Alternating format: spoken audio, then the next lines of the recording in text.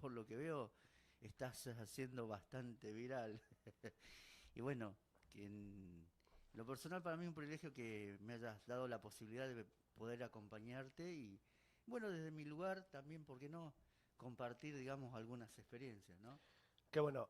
Sí, porque si bien este es un programa político, esta casa también acompaña, en este caso, a Agustín, que está haciendo una pasantía, ¿no? Sí. Contanos un poquito por qué te interesa el medio, por qué te interesa este programa en particular y por qué no vas a acompañar, en Bueno, definitiva. para los que no me conocen, mi nombre es Agustín Guerreros, también soy alumno del CAD.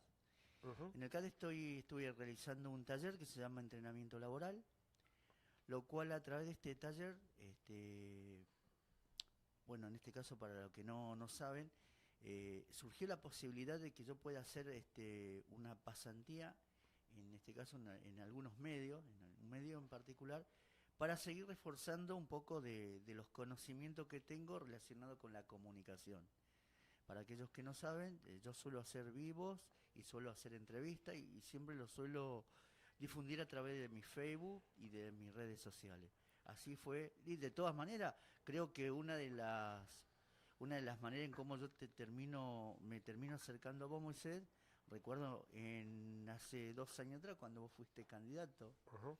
a intendente, ¿no? Que bueno, si bien tengo entendido que vos ya me conocías desde hace tiempo, pero bueno, yo para mí es como que te conocí de ese momento hasta ahora, digamos, por así, ¿no? Entonces, lo cual esto también fue una manera de poder decir y poder difundir de lo que yo siempre hablo, el tema de la discapacidad. Que si bien la discapacidad también es una cuestión política, por así decirlo, ¿no? Totalmente. Así que, tal vez no partidario, pero es una cuestión política. Política. Así es. Por eso, si te parece, Agustín, vamos a compartir un poco el análisis de la editorial por donde vamos a transitar hoy en nuestro programa. Bueno, ¿Te parece? exacto, dale. Ok. Hoy vamos a hablar de todo lo que está pasando en la semana sobre la caída eh, de puestos de trabajo a nivel nacional, a nivel global. Ayer compartíamos y compartimos con ustedes, con nuestra audiencia, un informe lapidario del Centro de Estudios Políticos de la Argentina, el CEPA, como se lo conoce, en donde, bueno, de modo alarmante, que vamos a compartir hoy también, vamos a seguir analizando, se ve cuáles son los rubros por los cuales, rubros de bienes de uso y de consumo, por los cuales la Argentina, en este modelo de apertura indiscriminada de importaciones, tiene como rumbo económico. Ya vimos y analizamos también con la gente del CEPA, aquí con Nicolás Mayorino, con Hernán Letcher, con eh, Julia Estrada, cuál es el comportamiento que tienen este tipo de modelos, insisto, aperturista de importaciones indiscriminadas que está llevándole al pueblo argentino miles y miles de despidos. En ese sentido, los números son contundentes y por eso tenemos que hacer un análisis de cómo impacta toda esta realidad en Tierra del Fuego. Ese paralelismo, eh, esa comparación que tenemos con los datos. Porque si hay algo que a nosotros nos interesan son los datos, no el relato. El relato político partidario que intenta justificar algunas medidas, como en el caso del gobierno de Javier Milei, con el ministro de Desregulación, ¿no? Schwarzenegger. Sturzenegger, que fue parte del gobierno de Mauricio Macri, con el Toto Caputo, que se olvida que nos endeudó en 60 mil millones de dólares con Mauricio Macri y que ahora ya lleva pedidos y gastados tanto a organismos internacionales como el Fondo Monetario más de 80 mil y que ese dinero no estaría sirviendo para reactivar el empleo, para generar nuevas oportunidades o para sostener, digamos, la matriz productiva nacional. Todo lo contrario, y aquí vimos números que son espeluznantes, alarmantes, si los hay, porque afecta directamente la tasa de desempleo en Tierra del Fuego.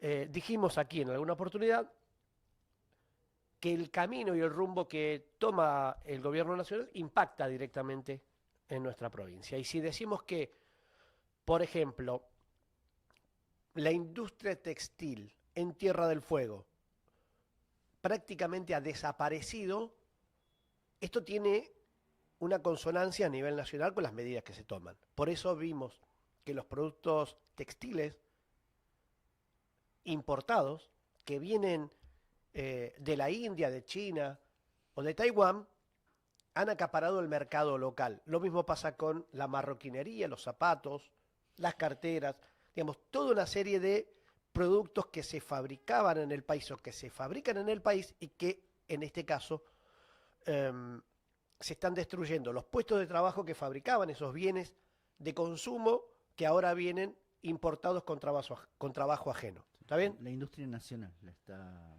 Se está destruyendo la industria nacional. Vamos a ir por ahí, Agustín. Y hoy vamos a hablar con otro amigo de la casa también, para que nos cuente de por qué estamos estancados en esta realidad, en donde el gobierno nacional nos quiere entretener con aviones, con chatarra, con alas, mientras la economía se derrumba, ¿no? Mientras se hace un montaje con la llegada de aviones que están más para descarte y para entretener a una población que mira hacia el cielo porque no puede mirar la heladera, ¿no? Porque la heladera está cada vez más vacía y la exhibición del fenómeno que Javier Milei representa, bueno, tiene estos componentes. Desviar la atención hacia un lugar para que la población hable de los aviones obsoletos que llegan de Noruega y que no sirven para otra cosa más que para distraer la atención pública. Entonces, recuperar ese prestigio que la Argentina ha tenido por ser emblema de la industria nacional, abocado a la ciencia, a la tecnología, a la capacidad industrial instalada, a la recuperación, digamos, de ciertos valores sociales, como la dignidad del trabajo, parece que este gobierno no está dispuesto a sostener. ¿Está bien? Exactamente. Y de hecho creo yo, y esto yo lo digo a criterio personal, yo creo que este es un gobierno de ocupación, ¿no? Es un gobierno legítimo, porque lo ha elegido al pueblo. Nadie puede negar de que este gobierno tiene otros objetivos y que ha sabido lograr. 4 veces fuimos a votar. 4. Y el votante promedio de La Libertad Avanza tiene una línea de conducta que aún, y esto por eso lo vamos a charlar hoy, ¿no? Que aún sabiendo, si no preguntémosle a los 150 trabajadores despedidos de Newsan, la fábrica que visitó el presidente, si esos compatriotas que ponían los pulgarcitos para arriba mientras se sacaba la foto con el presidente y la banda de delincuentes que fueron a visitar la fábrica de don Charrajowski, ¿qué tendrían para decir hoy que están a punto de perder el trabajo, producto de las decisiones de la quita de arancel a las importaciones de los productos que ellos fabrican en la fábrica donde recibieron al presidente? Esa contradicción, nosotros queremos hacerla pública, queremos reflejarla de alguna manera, ¿no? Porque tiene que ver con ese comportamiento de nuestra sociedad que vota al verdugo. El comportamiento de nuestra sociedad que vota al que está lastimando a los jubilados, que vota a coimeros y ladrones que le quitan, por ejemplo, los medicamentos y la asistencia a personas con discapacidad, como la Agencia Nacional de Discapacidad, la ANDIS, que es un escándalo mundial, y que el presidente de la nación tiene a su hermana cobrando las coimas de toda esa corrupción. Y la pregunta es, ¿vos te imaginás, Agustín, qué hubiera pasado en este país si este escándalo con la ANDIS, por eso me enorgullece que estés acá, que estés compartiendo con nosotros esta información, porque también hay un daño indirecto que también llega a Tierra del Fuego, porque ¿Vos te imaginás si la hermana del presidente hubiera sido peronista, lo que serían las tapas de los diarios, la revuelta social y las manifestaciones? ¿Qué decís? ¿Qué opinás? Exactamente. Es más, ya el grupo TN, el grupo Clarín, La Nación Más, ya estarían haciendo como 5 editoriales juntas. Todos los días una tapa de un diario. Y sin ir más lejos, una vez, por menos, por ejemplo, en el gobierno anterior, cuando pasó hubo un hecho puntual, que todos los medios se encargaron de sacarlo a la luz, que sea la fiesta de Olivos, por ejemplo. Por ejemplo. Yo Ahora, no digo que no fue grave, pero, o sea, hay una diferencia, o sea, Andes no podés compararlo con la fiesta de Olivos. Bueno, pero parece que en este país da todo lo mismo y estamos como en el tango, cambalache. Todo en el mismo barro, en donde claramente nadie sale limpio. Ahora, la pregunta es, ¿qué reflexión te merece? O si se habla o no dentro del ámbito de las personas con discapacidad sobre esta situación en particular. ¿Qué se dice? ¿Qué se habla? ¿Cómo afecta, directa o indirectamente, estas cuestiones que tienen que ver con hechos, primero de hechos de corrupción, hechos políticos deliberados, para quitarle a las personas con discapacidad pensiones, medicamentos y asistencia? ¿Se habla? Sí, en el círculo donde a mí me ha tocado estar, que he hablado con compañeros que son pares, digamos, se habla, dentro ni hablar de la familia que tienen hijos que sí o sí necesitan los medicamentos correspondientes, pero lo que a mí más me preocupa, por ejemplo, que todas estas cosas de alguna manera se encargaron de no visualizarlo los medios masivos de información. Porque los medios son los que forman opiniones, son los que instalan, construyen realidades. Por ejemplo, cuando el presidente, cuando fue presidente, Javier Milei, me acuerdo cuando entró a descalificar a una persona con discapacidad, creo que el muchacho era autista. Un niño de 12 años. 12 años, o sea, ponerse la altura. Ian Moche. Claro.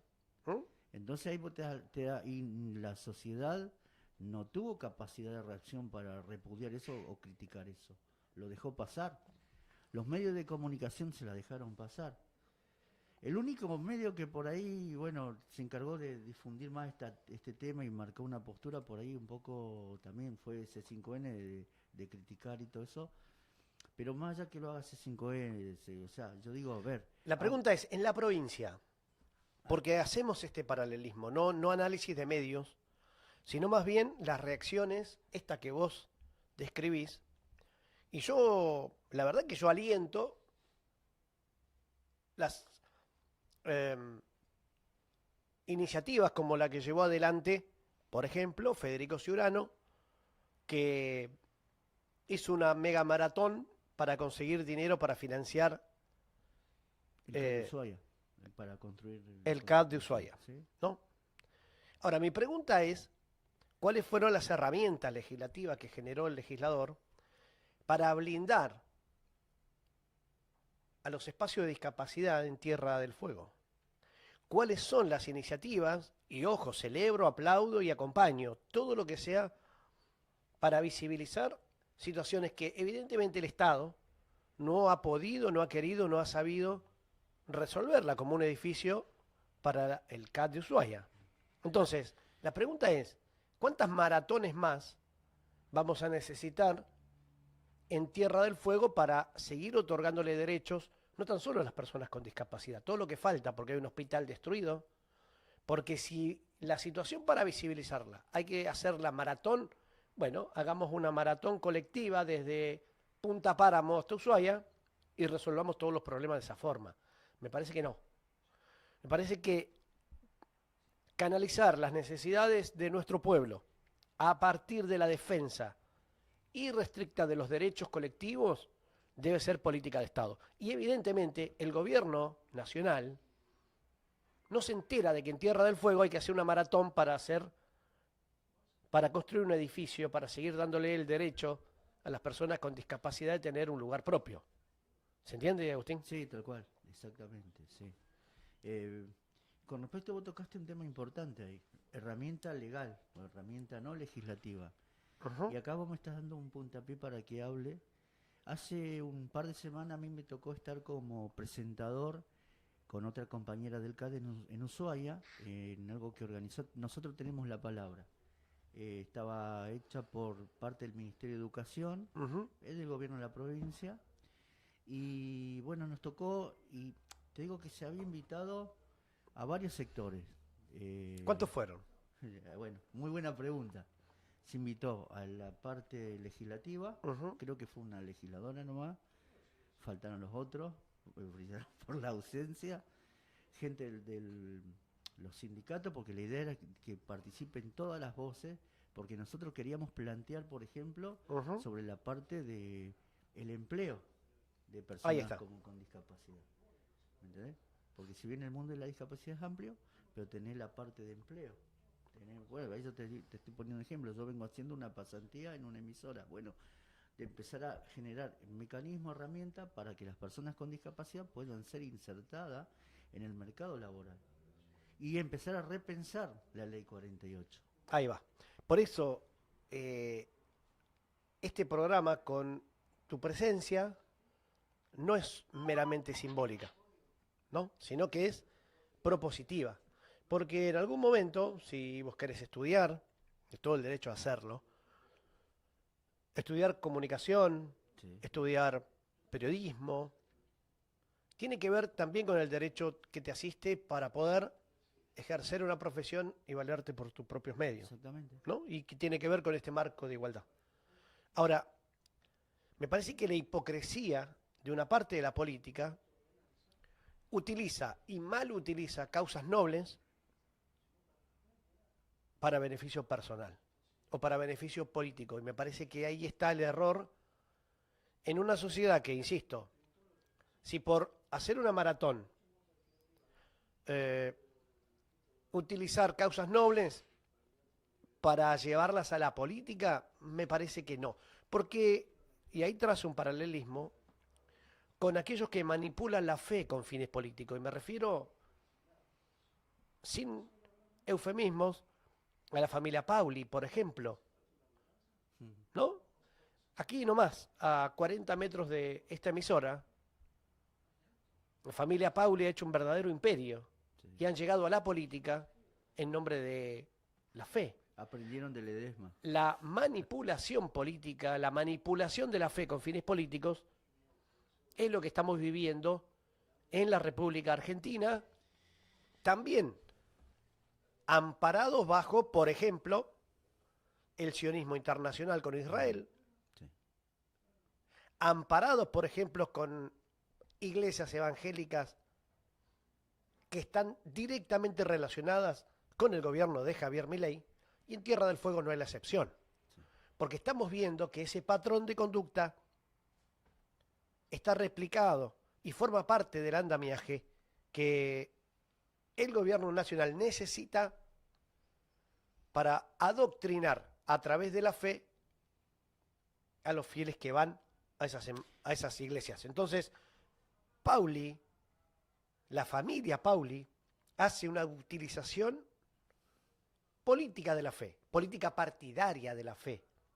Entonces proponen y promueven, en este caso, el último caso visible es al cuñado de Santiago Pauli, que ahora es diputado de la Nación. ¿Se entiende, Agustín? Sí. Ahí quiero decir algo también. Justo me diste el pie, viste, me pasaste el... Con respecto a la familia Pauli, voy a hacer un reconto histórico político. Y ahí te voy a hablar bien porque hay una cuestión que conozco muy, muy profunda. Uh-huh. Ahora, la pregunta es, vos desde tu lugar, ¿también ves que hay una manipulación de la fe con fines políticos? Sí, en este caso Ok, sí. Pero no es de ahora, no le de hace importa, años. pero vos lo ves. Sí. O sea, percibís que esto es de esta forma. Sí, de hecho, por ejemplo, tanto acá como en Ushuaia, el consejo, un grupo de pastores, no todos, Uh-huh. esto hay que también aclararlo, no todos, si bien la masa, Una parte. una parte, se encargaron desde los púlpitos a bajar línea para votarlo a Pauli, para votarlo a Javier Milei. Uh-huh. Y, y te digo que te habla, por yo asisto a las iglesias evangélicas y conozco el tema y conozco el mecanismo. Lo que vos venís diciendo del sionismo, esto ya se veía venir hace años. Es más, recuerdo, te voy a comentar, antes que venga todo este movimiento que hoy por hoy muchos lo están padeciendo, esto se dijo en el 2004, un, un pastor, digamos, que estaba estudiando, que vino acá, estuvo un seminario de teología, cuando él dijo acá se viene el movimiento sionista, y es un movimiento peligroso, y en aquel nadie le dio mucha bolilla porque acá era todo, viste, muy por encima. ¿Por qué? Porque nadie pensaba, pero ya este movimiento ya venía haciendo estrago hace años. Ahora llegó mucho más rápido porque tenés todo acá nomás, pero el primer experimento que hubo de la política acá en Tierra del Fuego fue con el Partido Esperanza para Todo, que en aquel entonces el pastor Alberto Calviño fue candidato a intendente. Ahí va. Fue conformado por un grupo de pastores de la ciudad. ¿De dónde se tomó todo eso? Porque ya en otras provincias se venían dando algunas inercias, algunos, digamos, pruebas de ensayo y error, como por ejemplo el caso de Misiones, en aquel entonces que el vicegobernador era pastor de una iglesia bautista, que fue candidato a vicegobernador, no me acuerdo el nombre, después en otro momento te lo alcanzo si querés. Ya había una movida, digamos. Acá no prosperó porque, bueno, se pensó que acá podía prosperar porque convocaba a las iglesias evangélicas, más de recorte pentecostal, movilizan gente. O sea, esto no es... Te pido que te acerques ahí al micrófono. Perdón. Ahí está. Y, parte del aprendizaje, ¿eh? Bien. Esto es parte del aprendizaje. Y entonces, bueno, Sí. se daba esto. Y claro, hay que entender una cosa. Mucha de la gente que congrega en las iglesias evangélicas te pueden respetar como hermano en la fe, como pastor, lo cual no quiere decir que te vayan a votar. De hecho, hay gente que congrega que es peronista y hay gente que congrega que es radical. Por eso Calviño no ganó como intendente. Pero hay un movimiento que evidentemente en Tierra del Fuego está teniendo éxito. Ahora sí. Ahora ponele, sí. Ponele. Evidentemente hay una plataforma electoral que representa de alguna manera esos intereses. Sí. Y eso es inevitable porque hay gente que lo vota, nos guste o no nos guste. Sí. La legitimidad política la tienen y eso hay que aceptarlo. Sí. Lo que uno, por lo menos, intenta es visibilizar que esto funciona de esta manera. Para que, primero, como decimos siempre acá, y esto es parte de nuestro lenguaje, para que no te tomen por boludo, ¿viste? Porque si no, vos creés que todos viven en una... porque hablan detrás de un púlpito y hablan con Conan, tienen el derecho a quitarle los derechos a, valga la redundancia, a las personas con discapacidad, porque ganan una elección, están convalidados a cualquier cosa, porque te hablan a través de un púlpito, creen que tienen relación directa con el más allá, y esto no funciona así. Claro. Somos personas de carne y hueso, somos seres humanos que sufrimos las consecuencias de este modelo de ajuste, porque evidentemente hay un modelo que está atacando a la clase trabajadora, hay un modelo que está destruyendo el empleo, y yo no lo veo, discúlpenme, y creo que lo voy a compartir, creo que vamos a compartir esta visión, creo que ni Pauli, ni Gracianía, ni Coto son, y ahora el nuevo diputado, el cuñado de Pauli, porque esto queda toda familia, sí. No han dicho absolutamente nada al respecto de cómo van a ir a plantear al gobierno nacional, a Javier Milei, a quien ellos adoran de manera fanática, cómo vamos a resolver en Tierra del Fuego todo este desastre laboral que estamos viviendo, toda esta caída del consumo. ¿Cómo cómo se va a reactivar? ¿Cómo le van a seguir otorgando derechos? O por lo menos mantener lo que tenemos dentro de la cuestión laboral, porque nada de eso dice en la reforma laboral que plantea el gobierno nacional. Y hoy, insisto, dentro de unos minutitos, no se muevan de ahí, porque vamos a charlar en profundidad con alguien que conoce la actividad gremial, que tiene una historia y un prestigio que a nosotros nos pone realmente contentos de poder hablar esto, que es Daniel Garay, un periodista especializado de una amplia trayectoria, un amigo de la casa también, para poder desmenuzar todos estos datos que ayer compartíamos, por ejemplo, con el CEPA y que pusimos a disposición de todos, y hoy me lo pidieron también, así que lo compartimos, respondí todos los mensajes que me llegaron ayer, pero bueno, esto quería compartir contigo, Agustín, en esta editorial, de aquí en adelante, todos los días, para que podamos darte una mano en tu pasantía, para que nos acompañes, porque nos gusta que te sientas parte de esta casa, y poner a disposición también el medio para el CAD, para visibilizar la opinión también política, ¿eh? Para que no nos hagamos los distraídos y que para que de la misma forma que hay actos nobles para construir la casa de ustedes en Ushuaia, de la comunidad en Ushuaia, me parece que necesitamos más herramientas legislativas, creativas, que garanticen que el derecho se cumpla. ¿Está bien? Exactamente, sí, tal cual. Así que, bueno, gracias. No, gracias a vos, Moisés. Así que no se muevan de ahí. Bienvenidos. Esto es No Somos Neutrales, del día de hoy.